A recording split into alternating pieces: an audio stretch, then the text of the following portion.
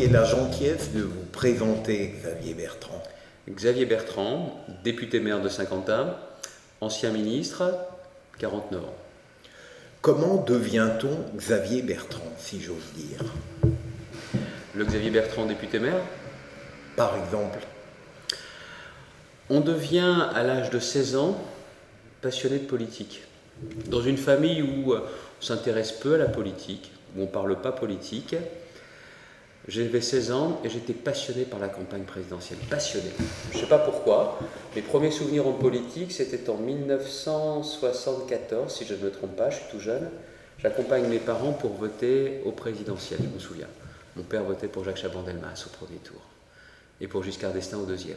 Et en 81, il s'intéresse peu à la campagne, mais moi je me passionne pour cette campagne. Je regarde tout.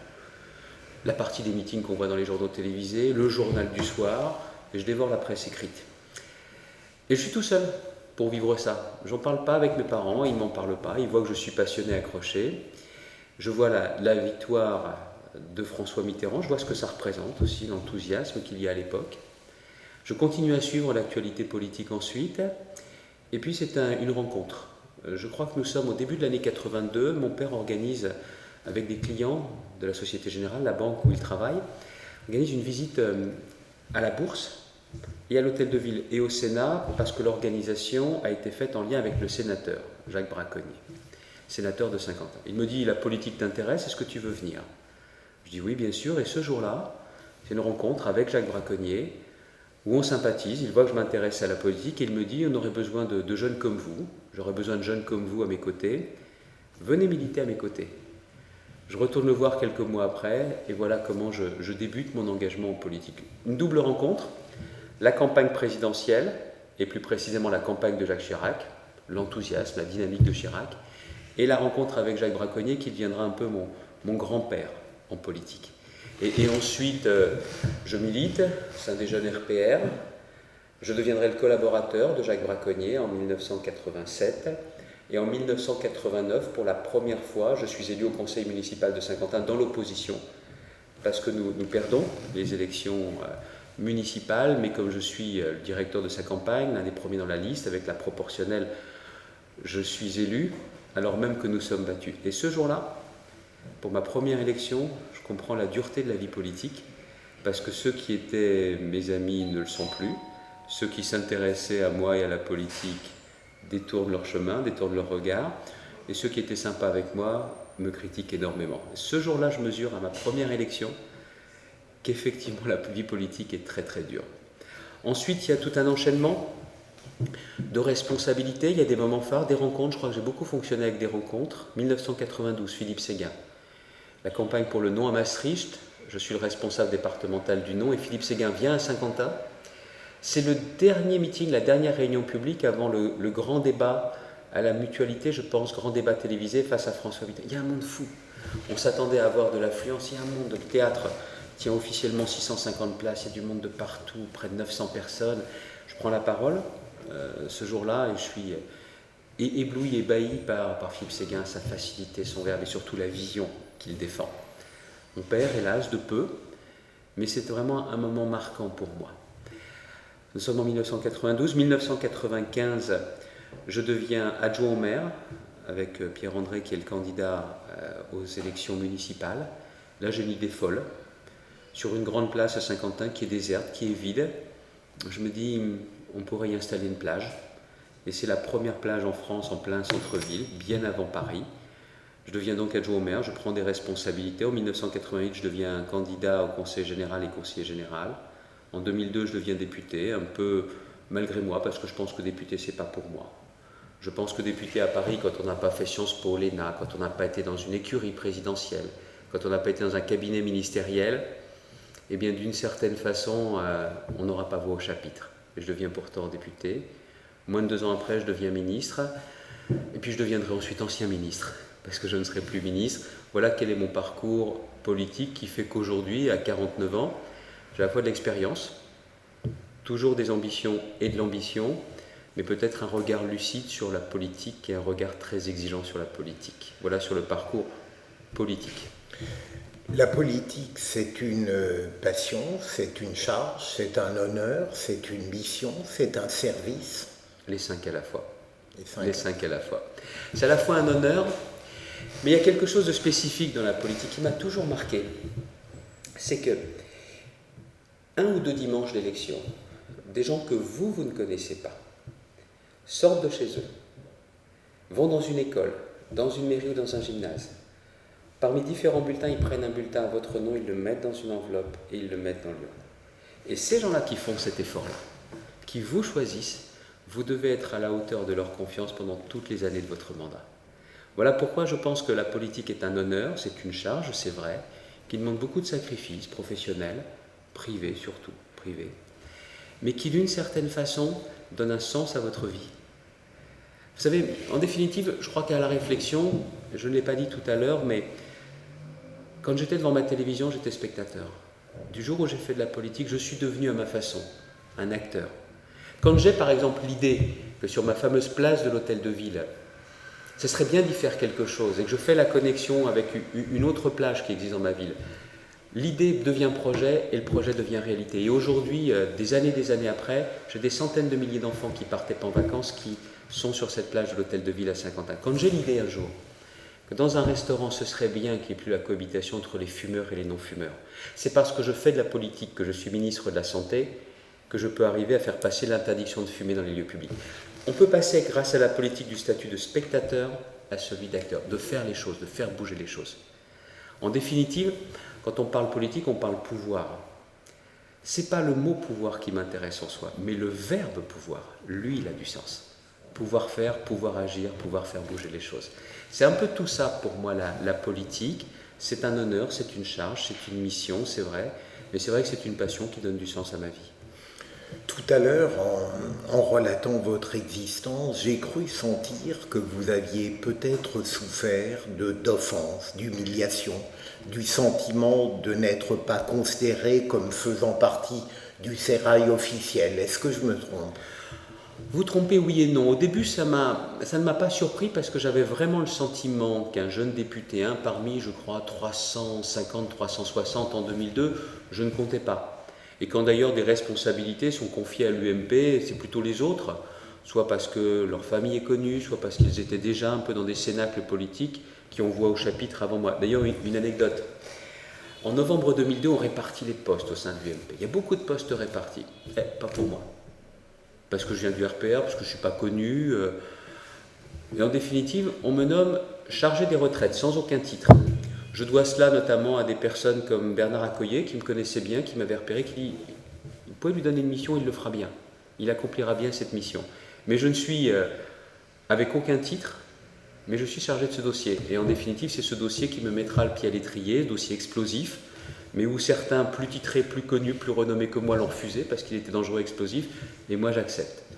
Et en fin de compte, c'est vrai que j'ai longtemps senti, après ce regard sans surprise, il ne me considère pas, j'ai senti beaucoup de mépris, c'est vrai. Mais le mépris doit tenir chaud l'hiver, ça m'a donc permis de voyager confortable, comme l'on dit. Donc très sérieusement, bien sûr, quand on n'a pas fait Sciences Po, quand on n'a pas fait l'ENA, quand on n'est pas parisien, quand on n'a pas les mêmes fréquentations, on vous le fait sentir. Je n'en nourris aucun esprit de revanche, aucun. Parce que la revanche est un moteur négatif. C'est comme ça, c'est ainsi fait, j'ai vécu avec. Et aujourd'hui, ça n'est pas que ça me donne une force, mais je pense que dans un monde politique qui est de plus en plus déconnecté, le fait d'être issu de province, d'être élu d'une ville populaire, me donne peut-être un ancrage plus important qu'il n'y paraît et me donne peut-être des atouts différents. Jusqu'à aujourd'hui, quelle a été votre activité politique la plus exaltante, s'il faut hiérarchiser d'ailleurs? Le ministère de la Santé, le ministère l'un des plus difficiles qui soit, et aussi les fonctions de maire, les deux. J'ai été député, j'ai adoré ces fonctions, celles que j'exerce encore aujourd'hui, dans l'opposition, et même en tant que député, même dans l'opposition, j'ai pu défendre des propositions de loi, notamment sur les rythmes scolaires, j'ai essayé de trouver des solutions. Même en tant que député, j'avais eu l'occasion de faire adopter un amendement, le deuxième amendement Coluche, pour permettre justement de financer les actions des Restos du Cœur. J'ai eu la chance, en tant que parlementaire, j'étais rapporteur de la loi sur les retraites, j'ai fait des choses, mais c'est vrai que ministre, vous avez la possibilité de prendre des décisions qui ont un véritable impact. L'interdiction de fumer dans les lieux publics, de faire face à des crises, le chikungunya à La Réunion, de faire face aussi à la crise du Mediator et d'imposer un changement drastique dans les rapports entre le monde de la santé et l'industrie du médicament. C'est donc à la fois ses fonctions ministérielles et celles de maire. Celles de maire, elles sont prenantes parce que quand vous êtes maire, vous avez vraiment la possibilité, si vous écoutez, si vous décidez, de pouvoir agir le plus rapidement. C'est jamais aussi rapide qu'on le souhaiterait. On est en France, il y a des procédures, il y a des réglementations, c'est compliqué, c'est complexe, c'est long, mais on a cette faculté. Et en définitive, il y a une dimension humaine dans la fonction de maire que vous n'avez nulle part ailleurs. Quand à votre permanence, sans rendez-vous, il n'y a pas de barrière, des gens viennent vous voir désespérés, et viennent vous dire qu'ils sont obligés de revendre leur voiture, parce qu'ils n'ont plus les moyens de s'en sortir, donc ce sera plus compliqué pour trouver un emploi. Là, vous mesurez combien notre pays ne va pas bien. Et vous voyez, la fonction de maire permet d'agir, et elle permet vraiment de prendre le pouls, de prendre la main, et de bien comprendre les choses. Alors oui, ministre et maire. Aujourd'hui, vous êtes dans l'opposition. Quelle est votre manière personnelle de concevoir votre rôle d'opposant ? J'ai commencé dans l'opposition quand j'étais jeune conseiller municipal. J'étais très virulent, très très virulent. Je ne dis pas que je me suis assagi avec l'âge, certains de mes amis ou de mes adversaires ne diraient pas ça. Mais au fil des années, j'ai compris plusieurs choses. Vous pouvez vous opposer, mais c'est mieux d'argumenter votre opposition. Il ne faut pas que l'opposition soit bête, caricaturale, systématique, agressive. Je l'ai fait par le passé, quand j'étais jeune ou même, voilà, peut-être pas si longtemps. Ça ne donne aucune crédibilité. Ça fait plaisir à vos amis les plus convaincus, les plus endurcis, ça ne change rien. Ça ne donne pas un gage de sérieux supplémentaire. Donc, s'opposer, oui, mais de façon argumentée. Et ne pas hésiter à reconnaître que si quelque chose va dans le bon sens, mon Dieu, il ne faut pas avoir de fausse pudeur, il faut le reconnaître. Notamment sur le cas de la réforme ferroviaire dont on a parlé cette semaine, ce texte ne va pas aussi loin que je le souhaiterais. Mais à partir du moment où il ne constitue pas un recul, et à partir du moment où les preneurs d'otages, les jusqu'au-boutistes de la grève souhaitent son retrait, il n'est pas question que j'associe mon nom au leur. Donc vous voyez, je sais que ça fait débat au sein de ma famille politique, mais un parti, ce n'est pas un régiment, et j'ai passé l'âge d'être au garde à vous sur ces sujets-là. Donc, s'opposer, oui, mais pas de façon caricaturale et systématique, de façon argumentée. Et puis, s'opposer et proposer. On a le devoir, quand on est dans l'opposition, de proposer, parce que j'ai le sentiment que c'est ma famille politique, ou moi-même, je souhaite pouvoir incarner une alternance, une alternative, notamment à François Hollande. Il faut proposer. Le rejet ne suffit pas. Ça demande un travail de fond, un travail de construction, mais je pense qu'il faut savoir faire les deux. S'opposer de façon argumentée, s'opposer et proposer.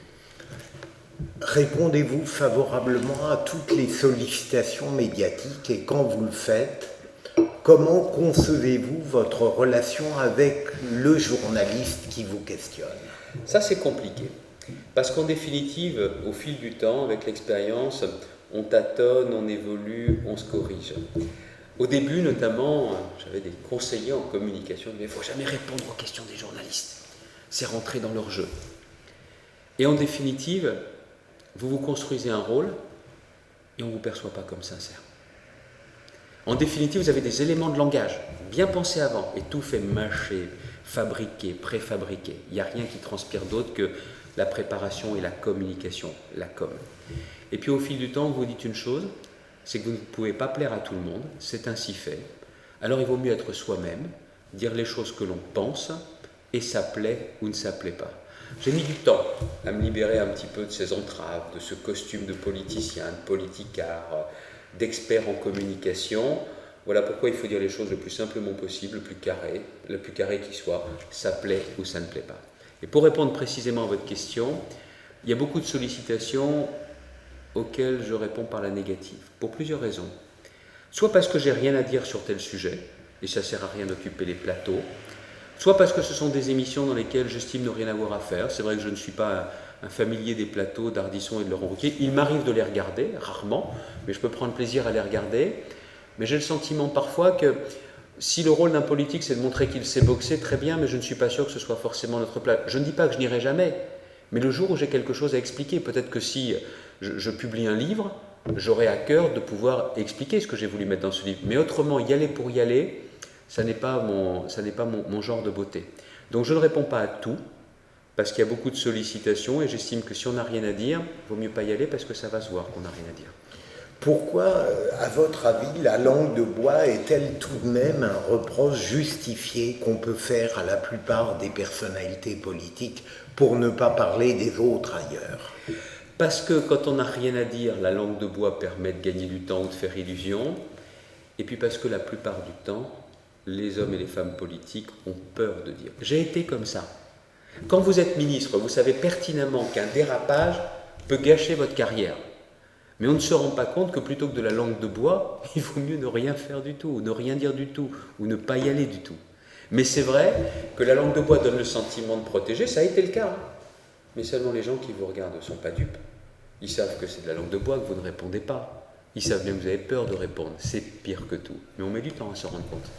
Mais cette langue de bois, à votre avis, elle résulte parfois de la faiblesse ou de la médiocrité de certaines personnalités, de la peur qu'elles éprouvent à l'égard du supérieur ou tout simplement d'une sorte de conformisme politique?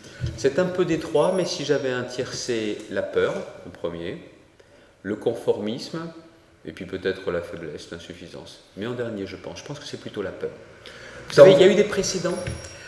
Des gens qui nommaient au gouvernement le premier jour ont explosé en plein vol.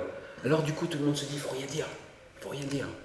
Parce que c'est pas prendre de risque. Seulement quand on ne prend pas de risque, c'est que bien évidemment, on n'a rien à proposer. On ne pense rien. Et les Français se rendent compte de tout. Le vrai drame de la politique, c'est qu'elle est déconnectée. La politique ne mesure plus aujourd'hui combien les Français décryptent tout, savent tout, comprennent tout, qu'on ne peut pas leur mentir. On peut peut-être faire illusion une fois, mais on ne peut pas leur mentir. Dans votre activité politique, quelle qu'elle ait été, vous avez évidemment beaucoup réfléchi sur la parole parce que vous l'avez beaucoup pratiquée. Est-ce que vous vous considérez, dans toutes les enceintes où vous avez été amené à vous exprimer, comme un bon orateur? Est-ce que c'est quelque chose que vous cherchez à améliorer? C'est quelque chose d'important pour vous ou non? Oui, je souris. Oui, c'est important. Toujours eu l'image de quelqu'un qui parlait bien. Et puis un jour, à force qu'on me dise que je parlais bien, notamment dans mes fonctions de député, de maire, j'aurais pas dû le faire. Si, j'aurais dû le faire. J'ai dit, mais merci, vous me dites que mon discours était très... Qu'est-ce que j'ai dit dans mon discours? Et là, j'ai eu un silence généreux. C'était vraiment bien. J'ai rien insisté sans vouloir gêner mon interlocuteur. Non, mais vous pouvez me dire le point que j'ai dit? Ah non, c'était vraiment bien. Et là, je me suis fait la remarque qu'en définitive, la forme, la tonalité d'un discours, c'était bien, on était bon orateur, mais qu'on ne retenait pas le message. On ne retenait pas le message. Et plus d'une fois, j'ai vérifié ça. Alors, ça peut satisfaire votre ego, en disant, je suis un bel orateur, un bon orateur, j'ai pas besoin de fiches, j'ai pas besoin de notes. Mais mon Dieu, il n'en restait rien. Sinon, une petite musique ou une belle musique agréable, mais je n'avais pas pu faire passer le message. Et au fil du temps, sans céder au gourou, au mode de la com, j'ai décidé de savoir quel était le message que je voulais passer et qu'ensuite la forme importait, mais moins que le fond. J'ai mis du temps avant de comprendre ça. Et je ne suis certainement pas encore parfait, j'ai certainement encore des évolutions, des améliorations à faire. Il y a des choses de forme sur... Il ne faut pas être monotone, il ne faut pas être monocorde, mais le sujet principal, c'est est-ce qu'on a quelque chose à dire? Comment le dire vient après. Ça peut surprendre, ça peut choquer, ça peut décevoir, mais j'ai mis du temps avant de me rendre compte. Ça n'a pas altéré votre spontanéité, votre liberté dans ces exercices? Non, je ne crois pas. Je ne crois pas, mais c'est vrai que ce qu'il faut bien voir, c'est quel message je veux faire passer. Et vous me posiez la question, comment on se prépare à une émission de télévision aujourd'hui, c'est est-ce qu'il y a un message que je veux faire passer? Et c'est ce message-là. Mais là, ce n'est pas interdit. Ça n'est pas un artifice. Si vous y allez pour passer un message, mon Dieu, c'est votre droit. Mais il ne faut pas se tromper. Le fond avant tout, l'idée avant tout. Ça peut sembler être une formidable révélation. Je suis désolé si j'ai mis tant d'années pour arriver à cela, mais c'est aujourd'hui une conviction profonde. Que pensez-vous de ce reproche qu'on fait souvent à la classe politique, gauche et droite confondus, de trop de connivence avec le monde médiatique? Est-ce que vous-même, vous en avez été victime ou est-ce que vous avez eu tendance à la pratiquer? Je ne sais pas ce que c'est la connivence. Je pense qu'on ne peut pas avoir, à moins que ce soit quelque chose d'assez ancien, d'amitié journalistique. Vous pouvez avoir des proximités, des journalistes avec qui vous entendez bien, avec qui vous parlez, vous décryptez l'actualité pour eux et ils vous aident en définitive à réfléchir vous-même. Et certains journalistes avec qui je peux parler, mais je pense qu'il ne faut pas aller dans la connivence, parce que je pense qu'en définitive on abolit les frontières Et du coup, on est vraiment dans de la politique com, de la politique spectacle, et où la politique n'a pas le recul nécessaire. Ce n'est pas la même fonction. Le journalisme, éclairer, décrypter, dire les choses, dire la vérité, et la politique qui a une toute autre mission, où il y a une partie de pédagogie dans la politique, mais elle ressort d'une autre sphère, d'une autre différence. Donc je pense qu'il faut éviter toute cette connivence parce qu'elle enlève de la spontanéité, mais il n'est pas interdit non plus de rencontrer les journalistes, de parler avec les journalistes, parce que certains vous aident aussi à progresser dans votre réflexion. Un journaliste qui, lors d'une discussion informelle, va vous poser des questions, vous sentez bien si oui ou non vous êtes bon dans vos réponses. Et si vous ne vous sentez pas suffisamment au point, si vous n'avez pas réussi à le convaincre, vous retravaillez vous-même en disant je ne suis pas suffisamment clair. C'est un peu un miroir. Un bon journaliste peut être un miroir pour soi-même, surtout pour chercher à s'améliorer. L'ambition présidentielle, à votre avis, est-elle inévitable pour un homme ou une femme politique digne de ce nom en France? Elle est évitable. Elle est évitable. Moi d'ailleurs, j'ai pas eu cette idée depuis l'âge de 5 ans ou 8 ans. Je n'avais pas, je dois le confesser, dans ma chambre des posters de président de la République. Moi, quand j'étais jeune, j'avais des posters de joueurs de foot. Ça m'est venu beaucoup plus tard, mais en définitive, elle est tout à fait évitable, parce que je pense que chacun mesure bien qu'il y a la part des honneurs, mais qu'il y a une charge sans pareil. Et qu'il faut d'une certaine façon, une certaine forme d'ascétisme, d'exigence, de sacrifice dans la dimension politique. Je pense qu'on peut se dire qu'il y a une dimension de plaisir à exercer ces fonctions. Il faut mesurer qu'avant tout, ce sera une charge sans pareil, qu'il demandera des sacrifices sans pareil, que ça donne un sens à votre existence sur la mission que vous voulez accomplir, les réformes que vous voudrez entreprendre. Mais en définitive, il faut bien comprendre que la dimension plaisir est quasiment inexistante et que si elle existe, elle est fugace et qu'elle est dangereuse. Donc est-ce que cette ambition est évitable? Oui. Et en ce qui me concerne, elle m'est venue tardivement. Est-ce qu'il ne faut pas tout de même une assez formidable conscience de soi pour oser relever un tel pari? Bien sûr. Qui n'est pas de la vanité. Il doit y avoir une part, comment dirais-je, peut-être d'orgueil, mais si cet orgueil est tourné vers les autres, si c'est cette dimension tournée vers les autres qui donne un sens à votre vie, où est le sujet? Où est le problème? Si c'est effectivement de la vanité tournée vers soi-même, c'est dangereux. Mais le vrai sujet est de savoir si vous estimez que vous avez une mission à accomplir ou si vous le faites pour vous-même. Celui qui veut le faire pour lui-même, qui consacre toute sa vie à ça, j'imagine un peu la tragique déception que ça doit représenter. Mais en définitive, vous voyez, que ce soit quand j'ai mis en place cette place de l'Hôtel de Ville à Saint-Quentin, la première en France, que j'entendais de mon bureau de la mairie, les cris des enfants qui partaient en vacances, ça donnait du sens à ce que je faisais. Quand je rentre dans un restaurant et que je vois bien qu'il y a des fumeurs dehors, parce qu'ils ne fument plus à l'intérieur, ça donne du sens aussi à tous ces sacrifices. Quand je vois cette semaine qu'il y avait cette grève, mais que notre pays, gêné, perturbé, n'était plus paralysé par quelques-uns, comme c'était le cas il y a quelques années, parce que j'ai fait voter le service minimum, ça donne du sens à ce que j'ai fait.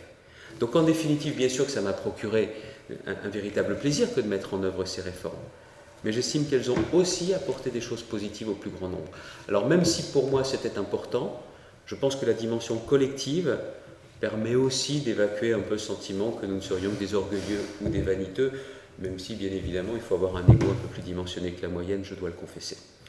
Pourquoi, à votre avis, en évoquant toutes les démarches présidentielles de gauche et de droite, y a-t-il systématiquement un tel écart, parfois colossal, entre les engagements et la pratique présidentielle?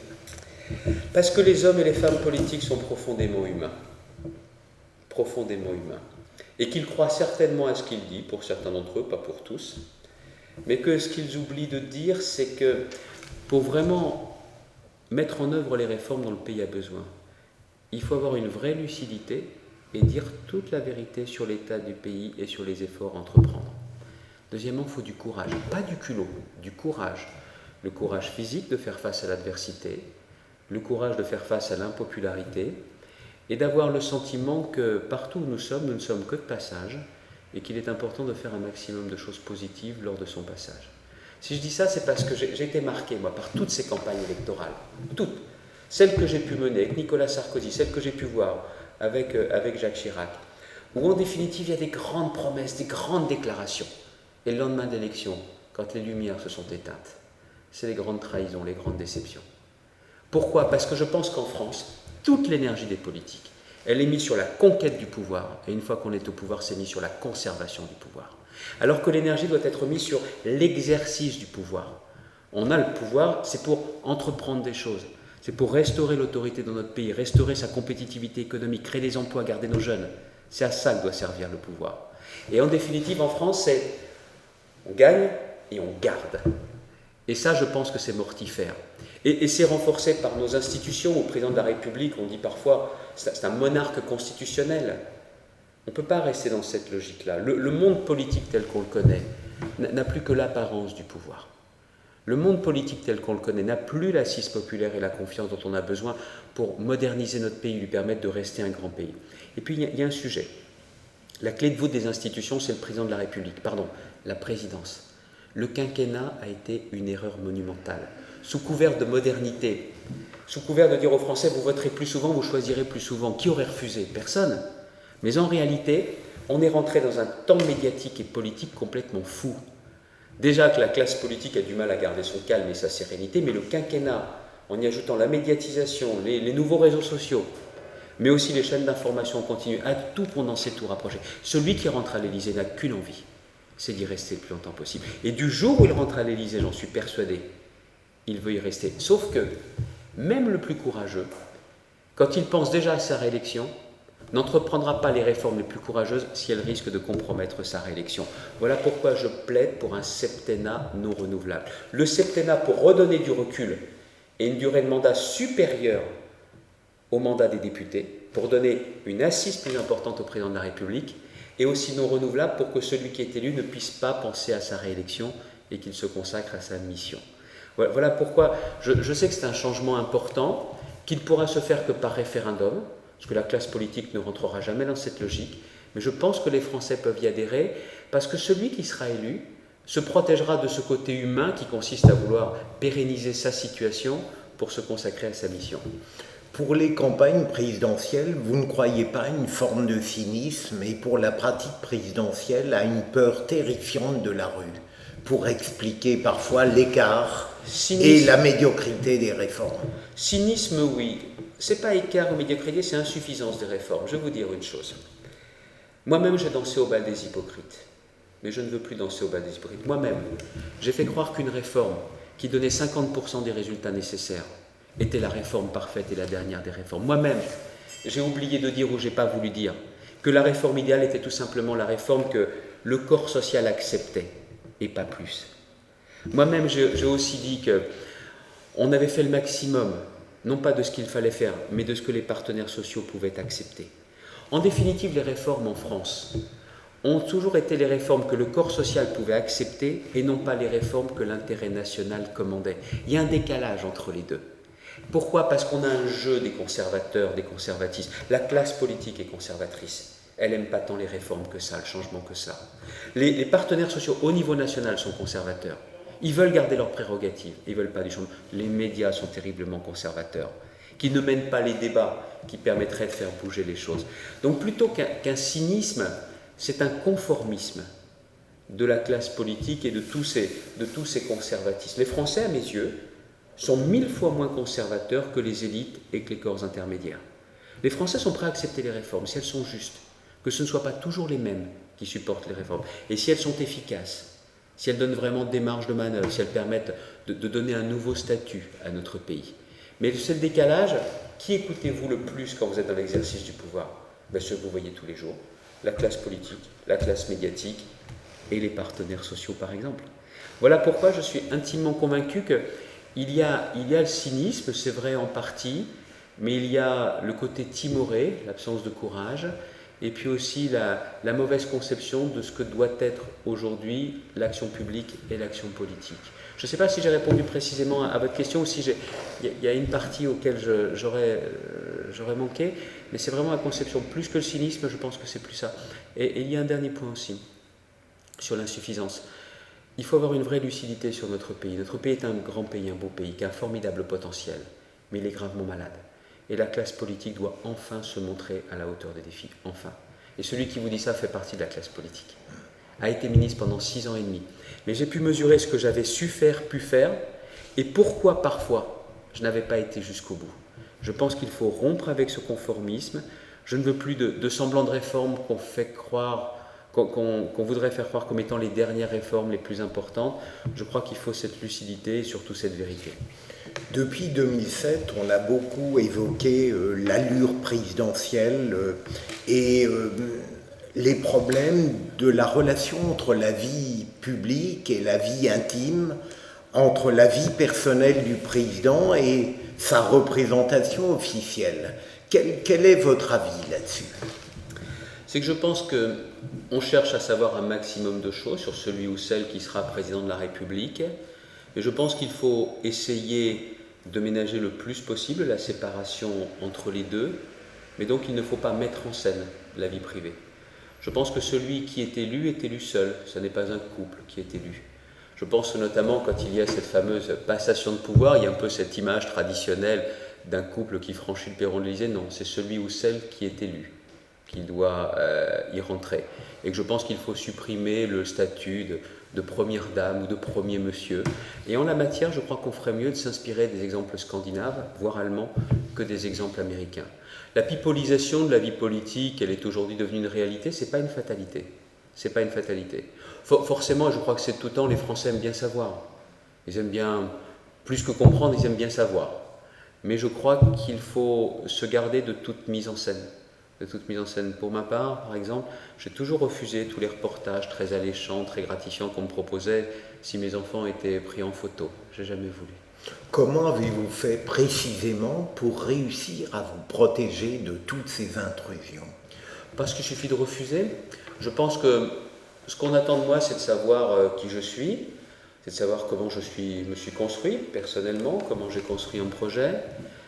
Je pense qu'on veut savoir quelles sont les idées fortes que je veux mettre en œuvre, mais on n'a pas besoin de savoir comment je joue avec mes enfants, comment je suis dans l'intimité. Je ne crois pas que ce soit vraiment ce que les Français demandent, et en tout cas, même si c'est ce qu'ils demanderaient, il faut y résister pour se consacrer à l'essentiel. On a beaucoup parlé de vous, Xavier Bertrand, durant ces dernières semaines, notamment pour votre rôle au sein du bureau politique de l'UMP, mais je ne veux pas faire dériver cet entretien vers des considérations de pure politique. Soyez libre. Je voudrais simplement vous demander quel est votre point de vue sur le Front National et que pensez-vous du fait qu'en permanence, peut-être de manière un peu mécanique, on le qualifie de parti non républicain. Que pensez-vous de cela ? S'il est non républicain, il faut donc en tirer les conclusions et l'interdire. Or, personne n'est rentré dans cette logique-là. Il faut faire un certain nombre de constats sur le Front National. Moi-même, je voudrais le dire pour que les choses soient claires, j'ai été placé par Marine Le Pen sur sa liste noire.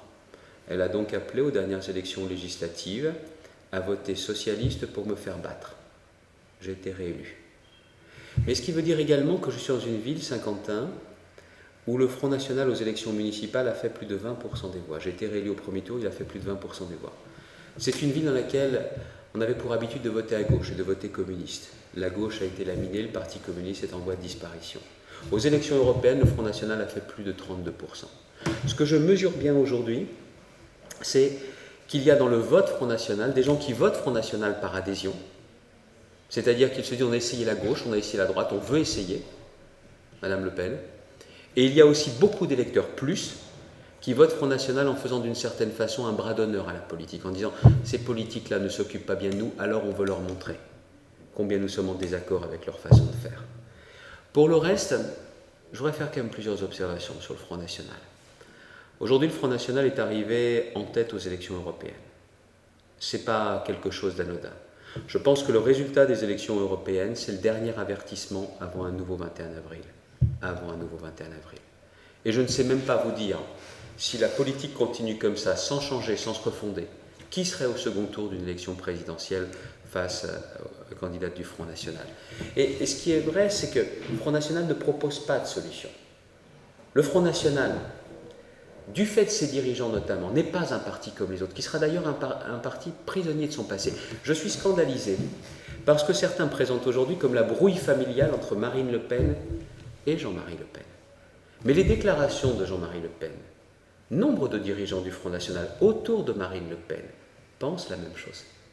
Et je demande à Madame Le Pen, plutôt que de nous faire croire qu'il y a une brouille familiale ou que son père a commis une faute politique, qu'elle reconnaisse que c'est une faute morale et qu'elle fasse le ménage aussi chez un certain nombre de ses proches. J'aimerais que Madame Le Pen également fasse toute la lumière sur le financement du Front National, différents reportages très documentés qui posent un certain nombre de questions, notamment sur des micro-partis. Elle qui veut donner des leçons à la terre entière, elle qui veut nous donner le sentiment qu'elle n'est pas du tout dans le système, qu'elle s'explique sur le financement. Et qu'elle s'explique aussi sur l'absence totale de solution aux vrais problèmes des Français. Qu'elle s'explique aussi sur le fait qu'elle est très silencieuse aujourd'hui et qu'elle ne condamne pas le jusqu'au boutisme des preneurs d'otages qui continuent à maintenir une grève qui est intolérable. Pourquoi est-elle silencieuse? Je crois qu'aujourd'hui, il faut bien reconnaître que si Mme Le Pen est arrivée à ce niveau-là, les partis politiques traditionnels portent une lourde responsabilité, et notamment ma famille politique aussi. Mais il faut aussi reconnaître que les Français aujourd'hui cherchent des solutions à leurs problèmes, qu'elle n'amènera pas de solution et que c'est à nous d'incarner l'alternance et l'alternative. Donc, ce que je dis aux électeurs du Front National, je sais qu'ils votent Front National pour différentes raisons. Bien souvent parce qu'ils sont désespérés, parce qu'ils ne croient plus aux partis politiques traditionnels, parce qu'ils ne perçoivent plus la sincérité des dirigeants. Mais il faut aussi qu'ils aient en tête, au moment où ils votent, que ce n'est pas un parti comme les autres. Dois-je comprendre, Xavier Bertrand, puisque vous attirez l'attention sur le financement du Front National, que vous êtes très à l'aise avec ces polémiques tout à fait bouleversantes au sens propre, liées à Big Malion, à l'UMP? Je suis écœuré par tout ça, écœuré. Écœuré parce que j'ai en tête, c'était à Laval, j'allais faire une réunion dans le cadre des élections européennes, et en voyant la permanence, les adhérents avant, comme je le fais souvent, avant chaque réunion, j'aimerais bien les voir, discuter avec eux. Un monsieur s'approche de moi et me dit « Monsieur Bertrand, j'ai donné pour le Sarcoton. En définitive, ça a servi à quoi cet argent ?» J'ai pas su lui répondre. J'ai pas su lui répondre. Est-ce que je suis à l'aise, mon Dieu? Mais je suis écœuré comme tout le monde. Écœuré parce que je vois bien ce que ça provoque comme séisme. D'ailleurs, toutes les révélations de la part des protagonistes de Big Malion, toutes ces révélations, survenues au lendemain des européennes, mais si elles étaient survenues la veille des européennes, mais le score n'était pas le même aux européennes. Madame Le Pen n'était pas à 25%, elle était à plus que 30%. Et l'UMP n'était pas à 21%, on était à 15%, au même niveau que le Parti Socialiste. Voilà pourquoi je dis que c'est le dernier avertissement avant un nouveau 21 avril. Mais ça m'amène aussi à autre chose, c'est que la lumière doit être faite par la justice sur tout ça, toutes les responsabilités. Mais il faut aussi qu'on comprenne bien que cette avalanche de fric dans la politique, cette avalanche de fric dans toutes les campagnes présidentielles, quelles qu'elles soient, parce qu'on ne nous fera pas croire qu'aucune campagne présidentielle ne coûte de l'argent.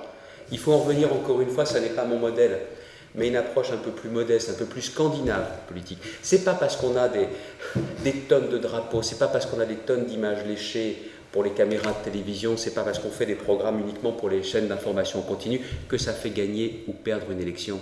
C'est la sincérité des candidats, c'est la force de leurs idées qui fait la différence. C'est pas le décorum. Parce qu'une fois que tous les spots qui coûtent très cher se sont éteints, il ne reste plus aucune promesse, il reste que la réalité d'un exercice du pouvoir qui est en décalage et qui déçoit et qui ne permet pas de régler les problèmes des Français. C'est vrai qu'il y a eu une dérive pendant des années, pas seulement en France, de la part de toutes les campagnes, quelles qu'elles soient, de droite et de gauche. Et que derrière ça, si on ne met pas un terme à cette avalanche, je pense que les Français se poseront même des questions sur la question du financement public de la politique.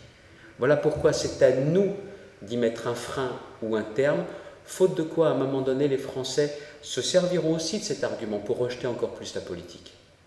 Vous avez parfaitement pesé vos mots, Xavier Bertrand, lorsque vous avez demandé que tous ceux qui, de près ou de loin, avaient été concernés par Pygmalion, le financement de la campagne présidentielle, passent la main en quelque sorte. Oui, j'ai parfaitement pesé mes mots et je pensais à tous les acteurs de la campagne, tous sans exception.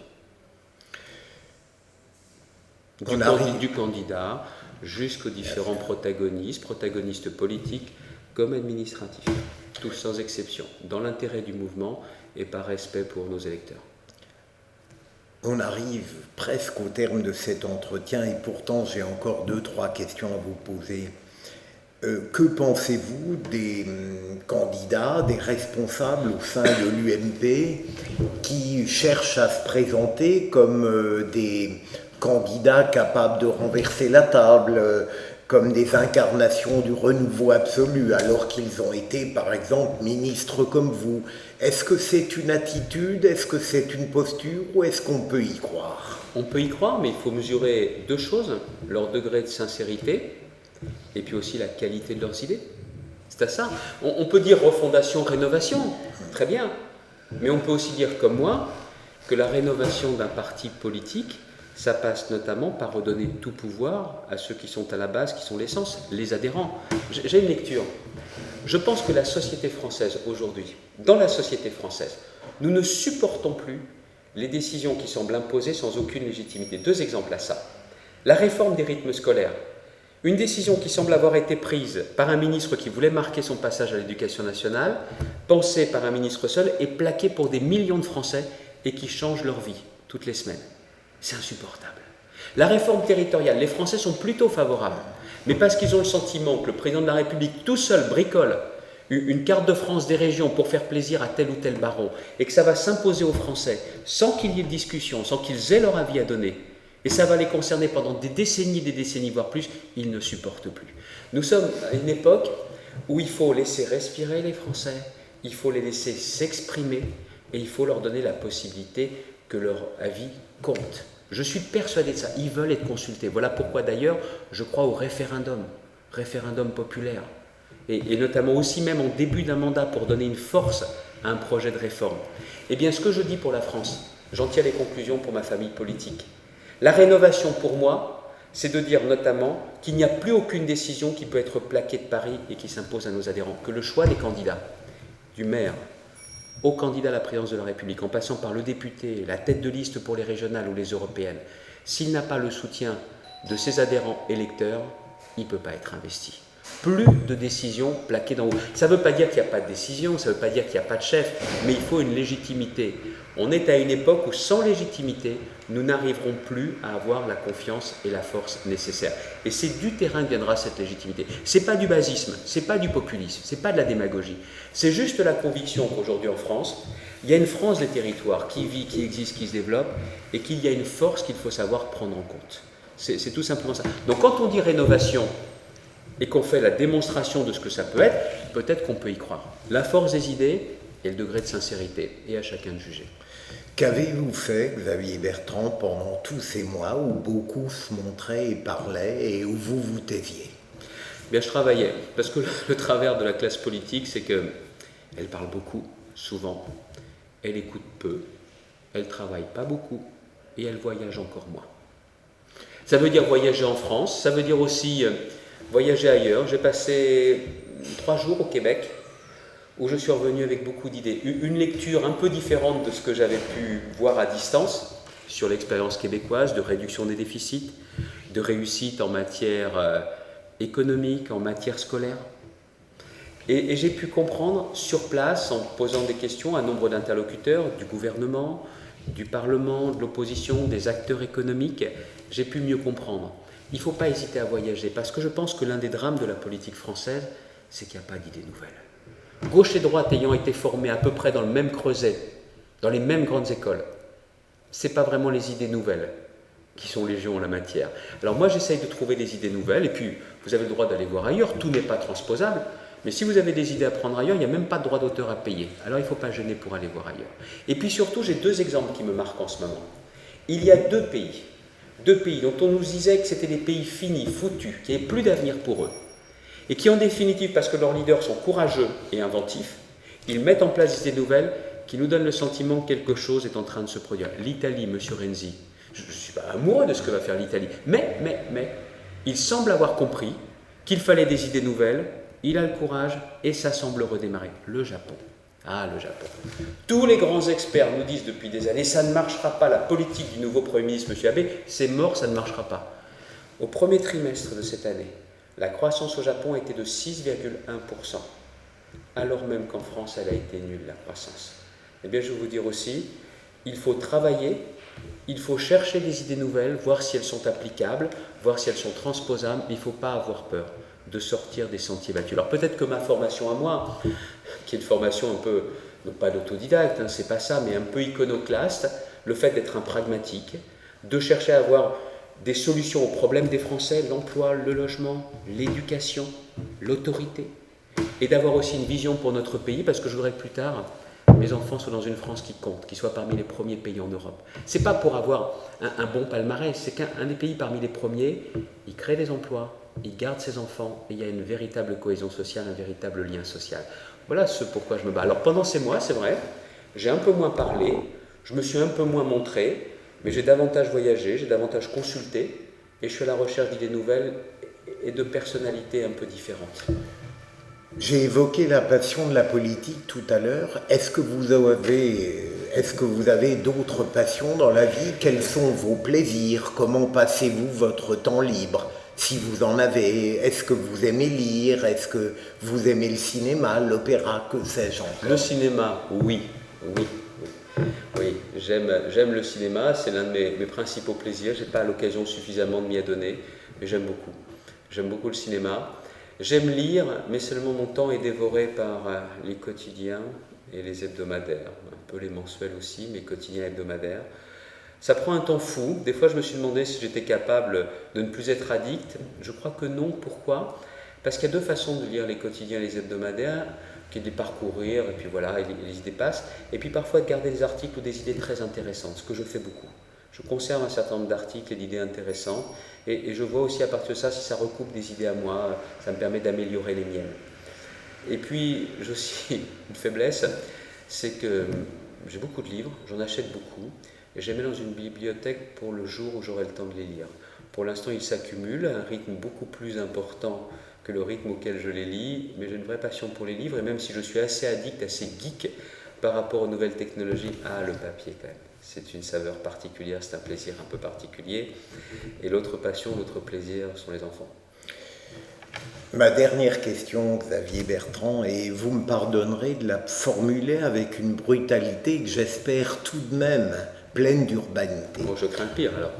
Lorsque vous avez indiqué, peut-être le premier, si mes souvenirs politiques sont bons, que vous comptiez vous présenter à la primaire, même si Nicolas Sarkozy était présent, on a ri de vous. Et puis peu à peu, me semble-t-il, et notamment au cours de ces derniers mois, on n'a plus trop ri. On a commencé à prendre au sérieux votre candidature. Faut-il considérer que votre participation à la future primaire UMP est une sorte de tour pour obtenir autre chose plus tard, que vous n'y croyez pas réellement, ou êtes-vous profondément déterminé à gagner si vous le pouvez? Si ce que j'ai en moi, si la sincérité qui est la mienne, si les idées auxquelles je crois profondément, je réussis à les faire passer, je l'emporterai. Je l'emporterai. Toute la question, c'est de savoir si ce que j'ai en moi, je sais le montrer, je sais aussi m'ouvrir, si je sais pas seulement faire preuve de mon ambition, pas seulement faire preuve de détermination, et que la construction qui est la mienne, construction personnelle, la construction d'un projet, si je suis à ce rendez-vous, je suis persuadé que je pourrai l'emporter. Est-ce à dire que tout dépend de vous et que vous ne craignez personne? Je pense que ça dépend aussi des Françaises, qu'ils ont envie d'entendre un discours de vérité. Quand je dis par exemple qu'il y a notamment, je vais prendre un exemple, excusez-moi si c'est votre conclusion. Quand je dis notamment aux fonctionnaires, les agents de l'État, des collectivités locales, je les connais, j'ai travaillé avec eux. J'ai des agents municipaux auxquels je suis très attaché. Mais quand je leur dis, notamment, qu'ils ne pourront pas garder un système dans lequel il n'y a pas de jour de carence en cas d'arrêt maladie, alors qu'il y en a 3 dans le privé, je leur dis qu'avec moi, ils ne pourront pas garder cette situation-là. D'une certaine façon, je n'ai pas peur d'affronter leur colère. Et que d'une certaine façon, s'ils veulent garder le statu quo, ils ne me voteront pas pour moi, ils ne me choisiront pas.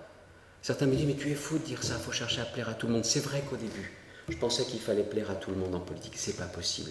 Si vous voulez plaire à tout le monde, au final, tout le monde finit par vous tourner le dos. Donc il ne faut pas hésiter à dire la vérité. Pour les retraites, c'est pareil. Je suis prêt à prendre en compte notamment le calcul des primes pour les retraites, ce qui n'est pas fait aujourd'hui, ce qui existe dans le privé. Mais on ne pourra pas garder indéfiniment les 6 derniers mois de salaire pour le calcul de la retraite, alors que c'est un autre régime pour le privé. Les Français sont prêts à faire des réformes, mais des réformes pour tous. Or, certains fonctionnaires entendant cela ne voteront pas pour moi, mais je préfère jouer carte sur table avant. Je sais que ce n'est pas habituel. Je sais que d'habitude, on dit toujours à tout le monde « Qu'est-ce que vous voulez entendre? Je vais vous le dire. » Moi, non.